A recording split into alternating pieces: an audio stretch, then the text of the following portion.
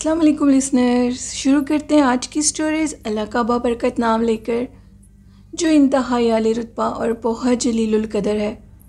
I hope आप सब लोग बिल्कुल ठीक होंगे। और शुरू करते हैं आज की खौफनाक कहानी है। ये कहानी हैदराबाद सिंध से मेरे एक लिसनर ने शेयर की है, जिनका नेम अवैस है। अवैस कहते हैं कि हम लोगों का जो पेशा है वो गोरकन का है, लेकिन मैं ये काम नहीं करता क्योंकि मैं अपनी स्टडीज़ में आ गया था। मेरे कज़न भी इसी काम में है। ये स्टोरी मेरे कज़न की ज़िंदगी की है। इस कहानी को 20 साल गुजर चुके हैं। लोग इन कहानियों को तसव्वुराती और झूठी कहानियाँ समझते हैं, लेकिन इन कहानियों में सच्चाई है। जिनके साथ पेश आती है वही जान सकते हैं कि ये कहानियाँ कितनी सच्ची हैं और कितनी दुख भरी हैं। मेरा कज़न मेरे साथ ही कराची में रहता था। तब मैं 10th क्लास का स्टूडेंट था और उस टाइम मेरी उम्र 20 से 25 साल थी। मेरा कज़न भी मेरा ही एज फेलो था। मेरे कज़न के जो वालिद साहब थे, उनकी तबीयत कुछ ख़राब थी और उन्होंने कहा कि अब तुम्हें पढ़ाई छोड़कर आना होगा और मेरी जगह संभालनी होगी, तभी घर का कुछ खाने पीने का निज़ाम सही से चल सकेगा। यानी कब्रें खोदना, उनसे जो कुछ मिलता था उसी पर गुजारा होता था। हैदराबाद सिंध का एक कदीम कब्रिस्तान है जिसमें ये वाक़या पेश आया। वो कोई बहुत मशहूर कब्रिस्तान तो नहीं है, लेकिन वहाँ पर भी काफ़ी सारे लोगों की कब्रें हैं। आज भी वो कब्रिस्तान मौजूद है, लेकिन हमारा पुरखों से चलता आया ये काम अब ख़त्म हो चुका है।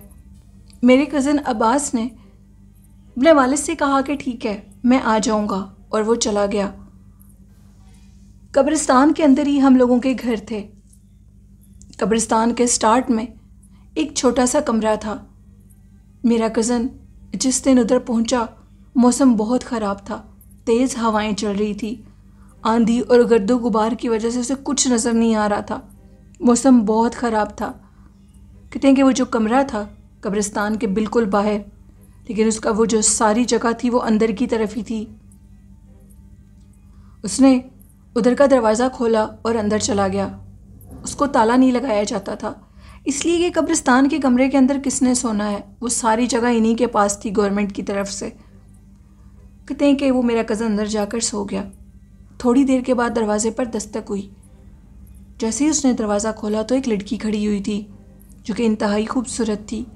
वो लड़की ये कहने लगी कि मौसम की ख़राबी की वजह से मुझे कुछ देर इधर क़याम करना होगा। मेरे कज़न अब्बास ने कहा कि मैं आपको जानता नहीं हूँ और मैं आपको ऐसे अपने साथ रहने की इजाज़त नहीं दे सकता।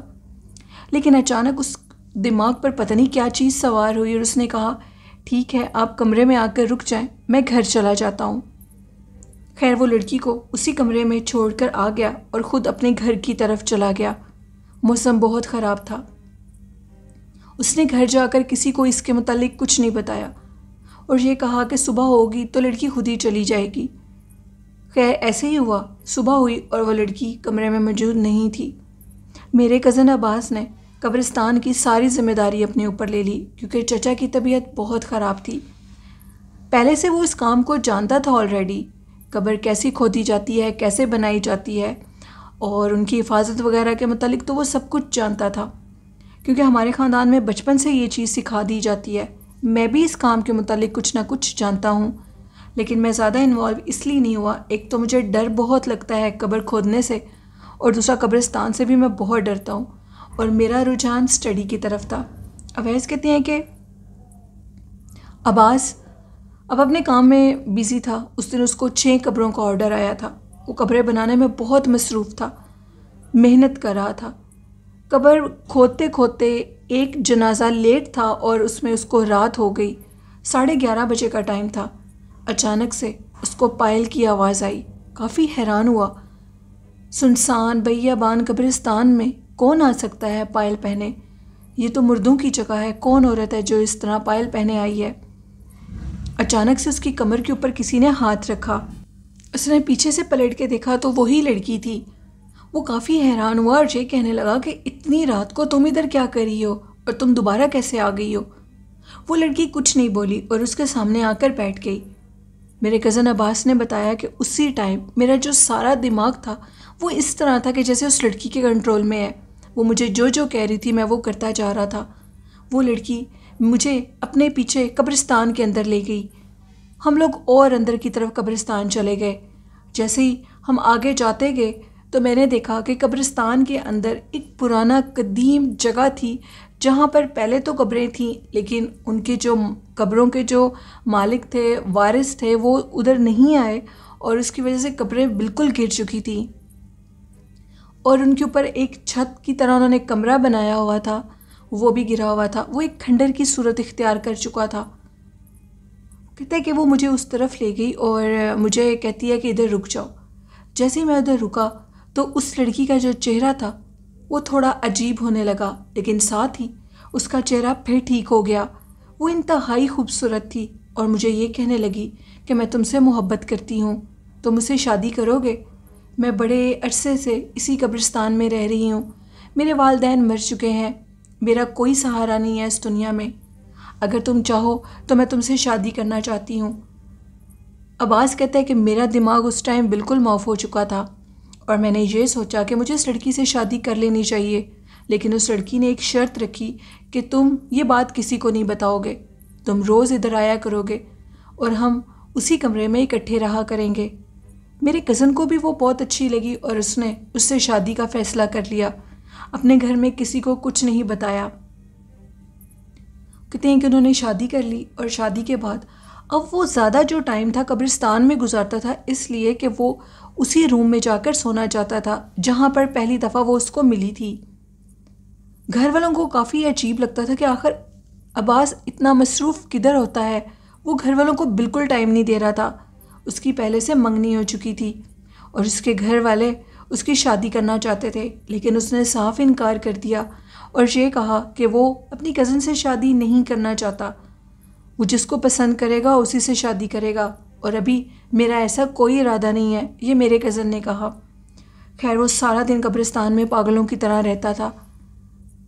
دن کے ٹائم کچھ پتہ نہیں لگتا تھا کہ وہ کدھر جاتا ہے. کسی کے تو مائنڈ میں بھی یہ چیز نہیں تھی کہ وہ اس کمرے میں جاتا ہوگا. وہ ایک خالی کمرہ تھا جس میں ایک چرپائی بچھی ہوئی تھی. خیر وقت گزرتا جا رہا تھا. عباس کی دماغی اور جسمانی حالت کافی عجیب ہوتی جا رہی تھی. وہ بات بات پر لڑتا تھا. اس کا جسم اس قدر کمزور ہو چکا تھا کہ وہ ہڈیوں کا ڈھانچہ لگنے لگا. بالآخر وہ اتنا بیمار ہوا کہ چلنے پھرنے سے بھی لاغر ہو چکا تھا. اس کے گھر والوں نے اس سے پوچھا کہ آخر تمہیں کیا ہوا ہے، لیکن وہ کسی کو کچھ نہیں بتا رہا تھا. اس کی ایسی حالت دیکھ کر اس کے گھر والوں نے کسی اللہ والے کو بلایا. اللہ والوں نے جب اس کو دیکھا تو ایک نظر میں ہی پہچان گئے اور یہ کہنے لگے کہ یہ کسی بری پچھل پیری چڑیل کے زیر سایہ ہے جو کہ اس کو اپنے سائے میں کر چکی ہے. مشکل ہے کہ وہ اس کی اب جان چھوڑے. خیر پہلے تو کسی نے ان باتوں پہ یقین نہیں کیا. اس کی حالت زیادہ جب خراب ہونے لگی تو دوبارہ انہیں اللہ والوں کو بلایا گیا. انہوں نے عباس کے بتانے سے پہلے ساری بات خود بتا دی اور یہ کہا کہ اسی قبرستان میں ایک پچھل پیری چڑیل کا بسیرا ہے جو کہ قبرستان کے اندر موجود پرانی قبروں کے کھنڈر میں رہتی ہے. اس نے اس لڑکے کو دیکھ لیا ہے اور اپنے کنٹرول میں کر لیا ہے. ناممکن ہے کہ اب یہ بچ سکے کیونکہ اس نے اس کے اندر کے سارے اعضاء کھا لیے ہیں، ختم کر دیے ہیں. اب یہ زندہ نہیں رہ سکتا، یہ چند ہی دنوں کا مہمان ہے. اسی طرح ہوا اور میرے کزن عباس کی کچھ دنوں کے اندر ہی ڈیتھ ہو گئی.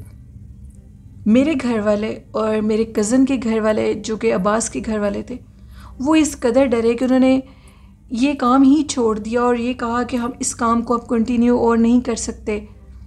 میرے کزن عباس کی جو بہنیں تھیں وہ ساری پڑھی ہوئی تھیں، وہ ساری میرڈ تھیں، شادی شدہ تھیں. انہوں نے اپنے پیرنٹس سے یہ کہا کہ آپ کو یہ کام اب چھوڑ دینا چاہیے، ہمارے بھائی کی زندگی خراب ہو چکی ہے. ایک پچھل پیری چڑیل نے عباس کو برے طریقے سے متاثر کر دیا. کچھ لوگوں کے مطابق جو اور بھی ادھر گورکن اس کے ساتھ تھے، جو قبرستان میں اور بھی لوگ کام کرتے تھے، ان کے مطابق وہ روز رات کو اس کمرے میں جایا کرتا تھا.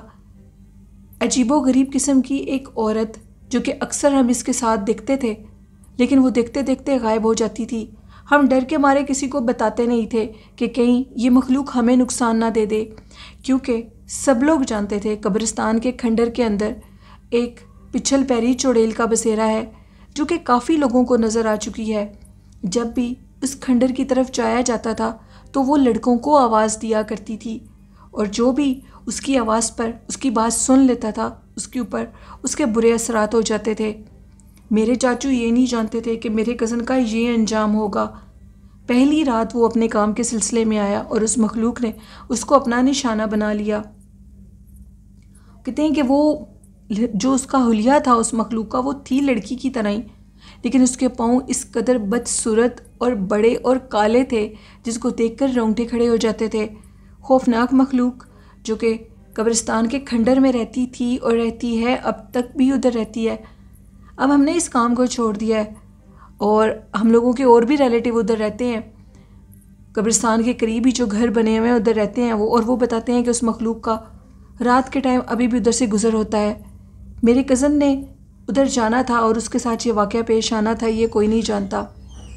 وہ مخلوق آج بھی قبرستان میں رہتی ہے اور بہت سے لڑکے اس کا شکار ہو چکے ہیں۔ یہ کہانی تھی اویس کی جو کہ انہوں نے حیدرآباد سندھ سے شیئر کی۔ بہت شکریہ اویس اپنی سٹوری شیئر کرنے کے لیے۔ یہ تھیں آج کی خوفناک کہانیاں۔ لسنرز کیسی لگیں آپ کو؟ اپنا فیڈ بیک ضرور دیجیے گا، اور آپ بھی اپنی خوفناک کہانیاں شیئر کر سکتے ہیں ڈسکرپشن باکس میں میری ای میل آئی ڈی اور فیس بک آئی ڈی پر، اور کمنٹ باکس میں بھی۔ اپنے والدین سے بہت محبت کریں، ان کو ٹائم دیں، ان کی خدمت کریں، قرآن پاک، نماز اور درود شریف کو اپنی زندگی کا حصہ بنا لیں، ہمیشہ باوضو رہیں، تو انشاءاللہ کامیابیاں آپ کے قدم ضرور چومیں گی۔ اپنی ہوسٹ نیلم یاسین کو اجازت دیجیے، دعاؤں میں یاد رکھیے گا۔ اللہ حافظ، اللہ نگہبان۔